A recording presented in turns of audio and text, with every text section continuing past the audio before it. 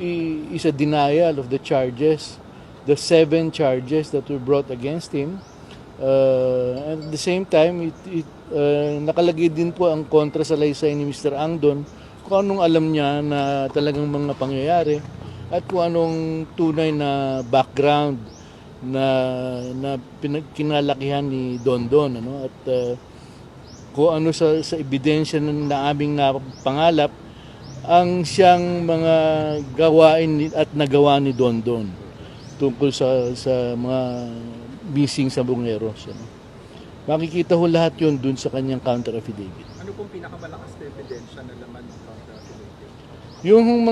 Yung laman ho ng counter affidavit laban kay Don Don, yung pinakamalakas ho sa tingin ko ay kung ano yung mga ebidensya ding ipinresenta ng CIDG na kung unang-una yung may isang video kitang-kita si Don Don na bit niya yung isang nawawalang sa Bungero hanggang ngayon, no? Yun ang nakikita kong pinakamalakas na video evidence na pinresent namin ngayon sa prosecutor. I-evaluate ho ng mga prosecutor yon together, I think, with the other counter affidavits of the other respondents. Sa Martes pupunta pa rin po si Hikari na lang. Si Mr. Ang hindi na siguro pupunta sa Martes dahil napakagulo nun. 6 na po yung respondent. Pero ako po, pupunta ako rito in representation of Mr. Ang dahil mag-a-attend po ako at may vista po yung nakaschedule sa Martes. Ano yung 7 charges, sir? So, can you My recollection is one is kidnapping, murder, forced disappearances, direct bribery,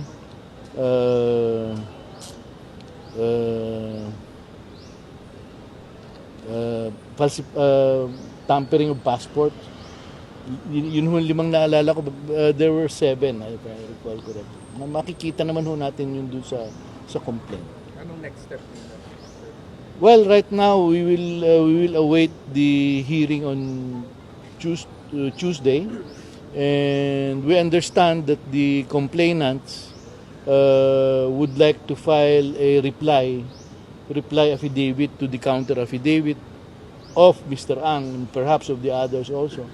We will await that, and we will ask for an opportunity to file a rejoinder to their reply if we see anything substantial in their reply affidavit.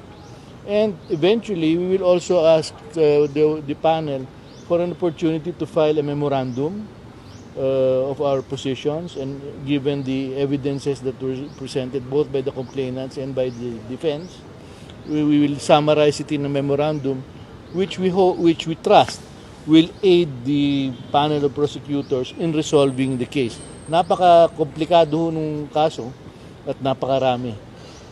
Tulad nga ho nung sabi ko kanina, yung counter affidavit lang mismo ni Mr. Ang is about 18 inches thick.